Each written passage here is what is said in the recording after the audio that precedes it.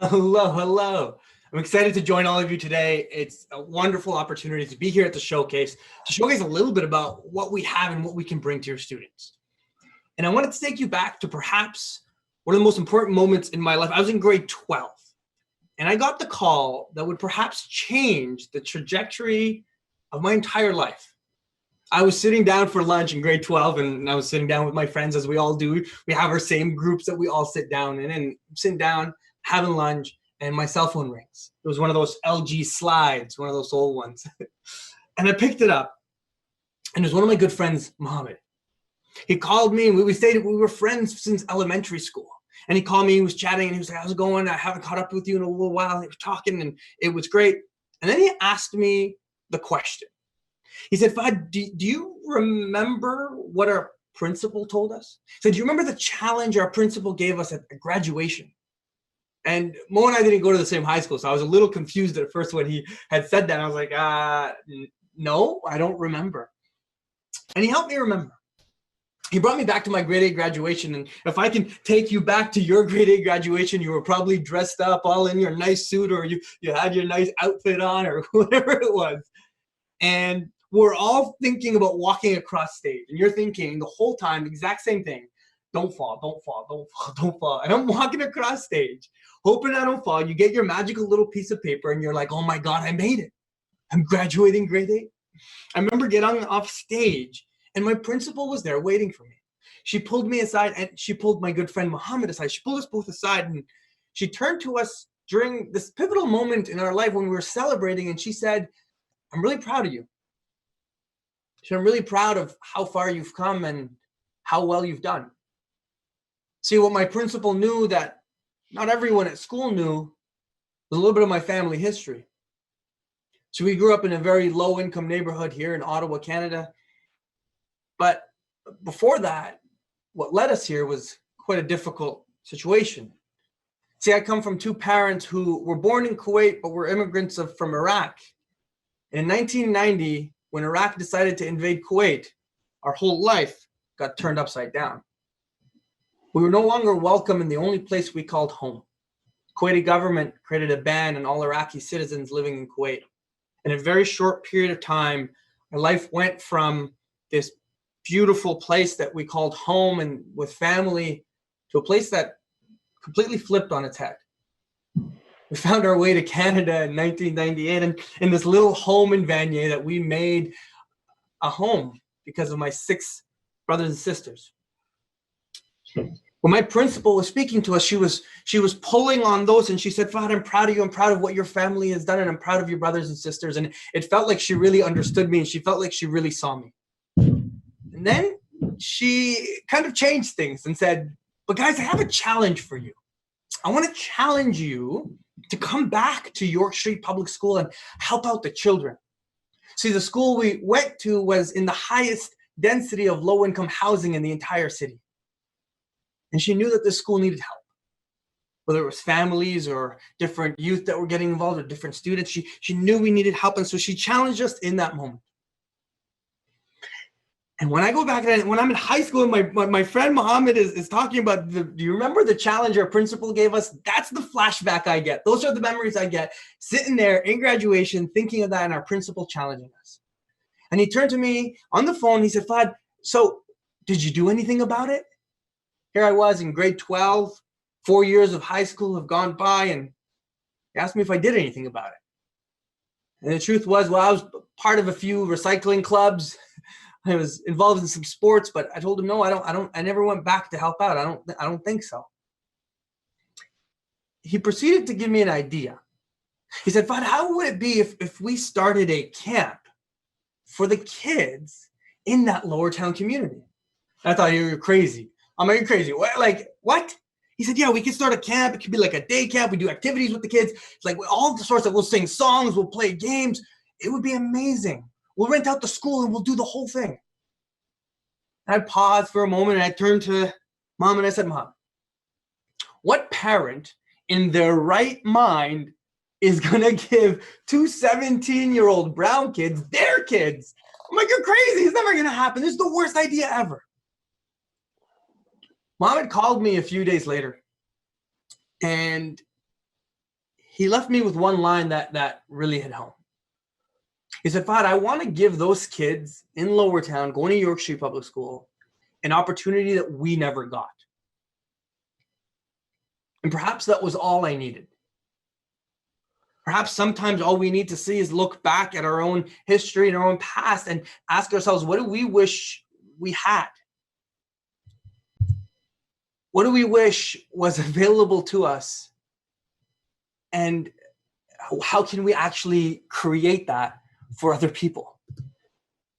And so that was the journey. We started off on this journey, and the next day we're like, okay, let's create this camp. And what are two 17-year-olds doing to try and create a camp? Well, we took out a piece of paper and we started writing out a schedule. I was like, okay, well, we can play dodgeball with them. We can do a coloring contest. We can have grilled cheese. Oh, I think grilled cheese is a great idea. And so we started debating on whether it should be grilled cheese with ketchup or without ketchup. But we had no idea what we were doing. See, the first poster we ever made was on Microsoft Paint. We made this poster, we printed it out, we knocked on a bunch of doors in the community, and we were like, hey, we're these young guys and we're trying to do this camp for the kids. We got a little bit of support, but we also got a lot of pushback. We weren't able to rent the school because we were too young to be able to sign the papers. You had to be 18 to sign the paper in order to rent the school. I remember talking to my dad about it. My dad thought it was the silliest thing ever. What are we trying to do volunteering, wasting our time when we could be working? But a mentor that actually helped sign the papers and help us make this happen. And I remember the day before camp was starting. The day before camp was starting, I'm making phone calls to all my friends. I'm saying, hey, we're a little bit out of our minds. We signed up to do this camp. We sent out a bunch of posters. I don't think I have enough volunteers to help us actually man the camp. And I need you there. My friend that I'm on the phone with turns to me and says, okay, well, how many kids are coming to the camp? I said, I don't know how many kids are coming to the camp. He said, what do you mean? Didn't you do a registration day? I said, a registration what? We had no idea what we were doing. I didn't do a registration day. And he said, what if 100 kids show up? I said, well, that's why I need you there. He said, what if no kids show up? I said, well, perfect. That means we don't have to do anything. And so we called a bunch of friends, and I remember the day that camp was starting. We're there in the morning. We're all standing across in front of the school, just like this, hands on our hips, and we felt like we were like the Avengers, waiting in front of the school for the kids to come. We had no idea if any kids would come. We had no idea if anything would actually happen. And I see one mother walking by with her kid. And she comes and she walks by and she turns to us. And she says, thank you. She said, you see, my child would have been home alone. I'm a single mother and I don't have any family here, and it's March break and I still have to work. The opportunity you've given us simply by creating this camp has made a life of a difference. Thank you. See, it was one of those moments that really started to shift things for me. I said that call in grade 12 was a call that forever changed my life, but it was these little pieces, these little inflection points that I call them, that happened over a series of years that forever shifted my perspective and my mindset. See, I was a 17-year-old kid who grew up in the hood. Never thought that what I was doing could actually help other people. Never thought that the work I did could help someone that was the age of my mother. But yet in that moment, I could feel it. See, we started camp, and on that first day of camp, 20 kids actually showed up. It was a ton of fun. It was such a joy. 20 kids showed up. We did coloring contests. We had grilled cheese with ketchup. We did dodgeball. We sang songs, and the kids had a blast, and it was so much fun. And it was one of those moments where I look back to today, and realize how that camp has forever affected the trajectory of my life. See, we continue to run that camp 1 year, 2 years, 3 years, 4 years, 5 years, all throughout our time in university. And it grew from just 20 kids at the camp to 30 kids, 40 kids. We had over 150 kids. It was a ton of fun. And it changed me. And I believe the opportunity we have with your students, it's very similar. See, the world we're in right now is a funny one. With COVID happening and half of us not knowing what to do and how to maneuver it, with schools not sure how to go about certain parts of education, with civil unrest across the entire world with our Black Lives Matter movement, and everyone paying attention, eyes glued onto what people are doing and how things are changing, to all the climate protests that we've had. See, here's the thing. I truly believe that no generation of students before this generation right now have been involved in such political activism through online, not just political, but social activism to create change. So we do a lot of these leadership talks and we do a lot of these leadership workshops and we get them having fun and we take jokes and we have story after story, but the entire goal is to make sure that they feel empowered to create change in their community, that they'll perhaps start their own camp, that they'll perhaps start their own movement, their own club, and they'll start conversations about racial inequality in schools. They'll start conversations about the GLGBTQ communities. They'll start conversations about what's important to them. That's the goal of what we do as educators. And what's beautiful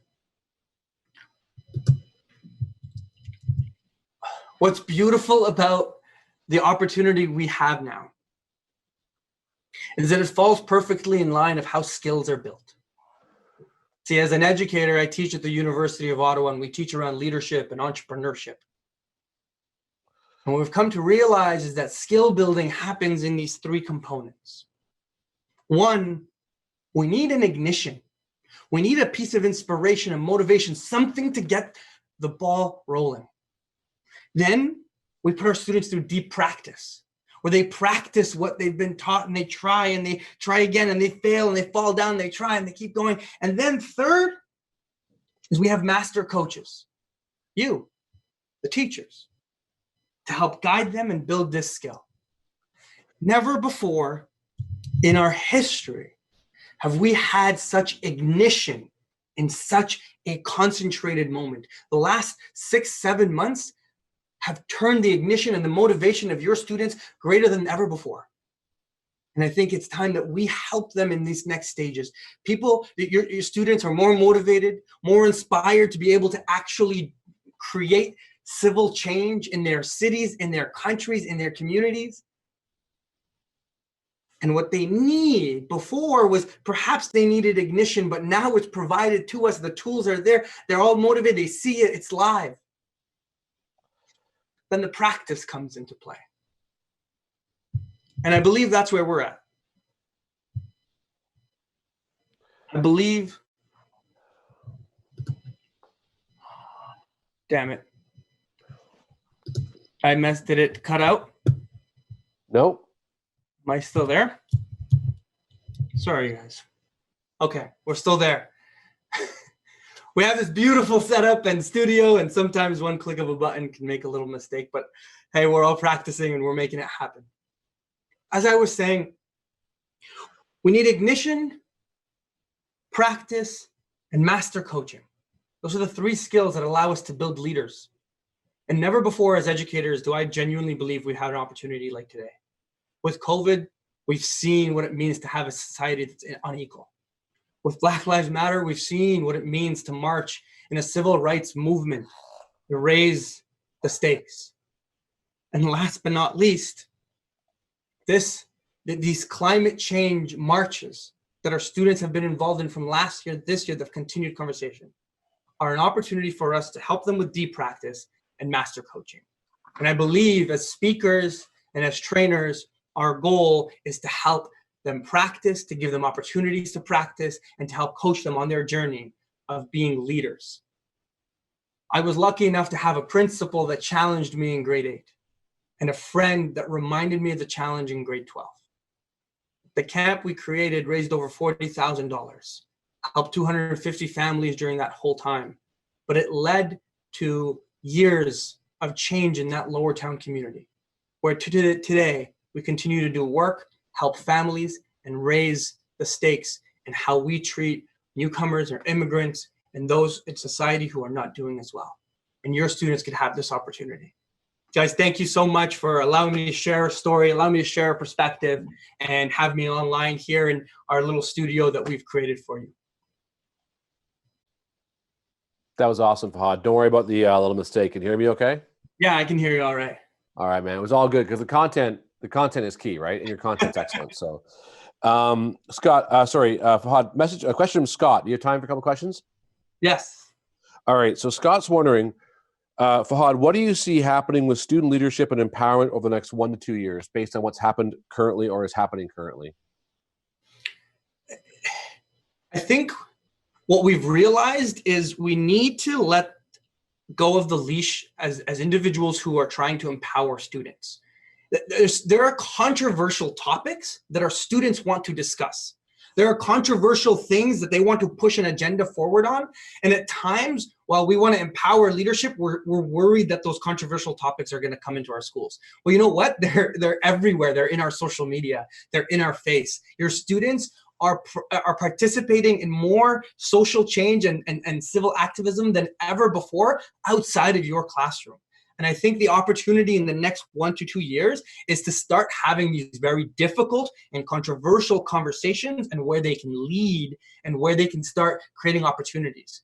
I think our job is to not always get them to do something for the school, a club for the school or an event for the school, but to actually go beyond the school, to actually go into the community, for them to actually speak up to city politicians and provincial politicians, to actually see themselves as change actors at a larger scale and how that can affect them. I believe that's the trajectory. We're going a little more global because your students no longer think of themselves as Canadian citizens or Ontario residents, or even as just the States or in the US citizen. They see themselves as global citizens. That's the shift. That's the generation now, is that it doesn't matter that the problem isn't in my own backyard, but that the problem is happening in a certain state, or the problem is happening in Australia or New Zealand or the UK or wherever, or in China. The problem is happening to other humans. And I think more than ever, this generation of students see themselves as that. And I think we need to empower that conversation. Okay, I love that. That's great. Next one, ready. Aaron asks, what tactics do you have for youth to get their messages seen? And do you have any programs that would help them do that? To get their message seen, like to help them raise their marketing? Or raise their marketing, or to help them if they want to have a social movement like we're talking about, right. I guess. Like, so yeah. How can they get, there's a sea of crap out there, right? Social media is full of, every day there's a new person starting a new hashtag. So how would you help someone young try and get that message, that idea out there? And then the follow-up question is, do you have programs that can help students do that? Yeah. So one of the workshops that we started running with university students was around teaching them how to amplify their message. So it was teaching them certain digital marketing skills. Here's the thing. A lot of your students already know how to create the TikTok videos, the Instagram videos, to put it on there. A lot of them know how to create websites, one-pager websites, to push their stuff out there. What they don't know is how perhaps to craft the message so that you can pull more people in. So we help them with better crafting the message and all that. And I think that's where your skill comes in. You don't have to teach them how to use TikTok. They'll teach you. But what you could teach them is what storytelling elements help make your TikTok more viral, because storytelling helps us get the ideas out. Also, we can help them with the research that they're doing. So if we're talking about the Black Lives Matter movement, we can provide them the research and the evidence and help them with that part of their movement. So that's where we can support. Now, in addition to getting their voice out there, I think the mistake we make is we always think we go from outside in. So a lot of our students think, well, I want an event with 200 people from the city, and let's start from the inside out. We'll start with 20 people, 30 people, 50 people, 100 people. It gradually grows. Start with your own community, right? It's called the FFF, friends, family, friends, and fools. Those are the people to support you right in the beginning. And that's what we need to rely on. The camp we had was for 20 kids, and we had five to 10 volunteers that showed up that were just friends. And I'm pretty sure half of the 20 kids were children of families we knew, like, and so I think the reality is our students need to understand that, and that our goal is for them to see their projects in longevity. that, okay, you're doing this project here in high school, but how are you going to continue to do it in university and for the next 5 to 10 years? Because when we keep our projects very small and maybe time bound, they don't see that change takes a decade. Change takes 10, 15, 20 years. And that is what we want to get them involved in. We want to get them involved as change makers, as problem solvers for the next 10, 15, 20 years. We're not building leaders for the next year while they're in our high school. We want them to see themselves forever as leaders. So think of how those projects can be in the long run. Love it. Malik asks, I love your message, Fahad. Who do you think is the best audience for that message? So a lot of our message works really well with leadership students. So we do spend a lot of time, my message around leadership students, those who want to take action and are ready to kind of start a project and do something. But that same message, and obviously you're getting a quick snippet, that same message as a camp, we turn into, there's a great story, and I didn't share it here, but it's on my website. And if you check out, and I don't want to plug here too much, but check out the website, there's a video there, and it tells the mac and cheese story. It's a story that happened at camp. But it's a story that shows us and tells us a story of school culture, of culture that happens, and that the most important part of leadership is actually the fact that we want belonging. We want to create belonging in our schools, and that will help them foster. So this message that I shared with you today, very much for leadership students, those students who can take action. It's your grade 12 students who you want them to be leaders in the school, to set the example, right? It's the older students, it's the leadership students, the link crew students.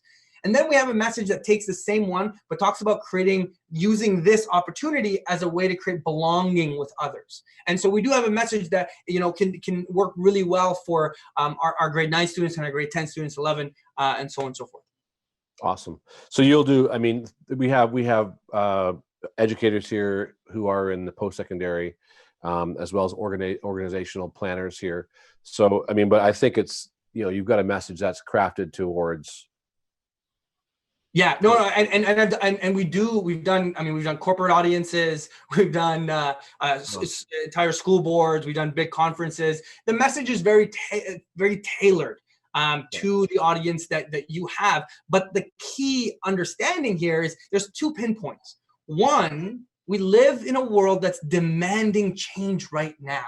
And 2, we can no longer see ourselves as passive actors, but we have to be active contributors. And that's the shift we get our students to see themselves. I'm no longer just consuming media. How do I create media with a message that can move forward? And so we shift that for our audiences, for our students, to see themselves as active agents, which then we get into leadership and the importance of leadership, the importance of a single action that can make a difference, the importance of action that compounds. We talk about compound interest in finance all the time. Let's talk about compound decision making. Let's talk about compound change, compound actions that over 10 years of civil change, we can see things happen. Yeah. Micro decisions, macro impacts, right? That was your TED Talk. Hey, there you go. I just slide my TEDx in there. Anyway, thanks, my friend. I know you're able to do stuff this fall. I know you want to do stuff this fall. And so let's hopefully we have a full studio set up. We got lights, we got backdrop, we got cameras, and we're really learning the new software, the new ways. So more than that, Fahad, you've got good content. I think that's what matters most. Thank you, Stuart. I appreciate that. Thank you. No worries. All right, so thanks very much, Fahad, and we'll see you soon, hopefully in person. That's my fingers crossed on that one. So I need a hug. I need a hug. Air hugs, buddy. Air hugs. All right. Thanks, man.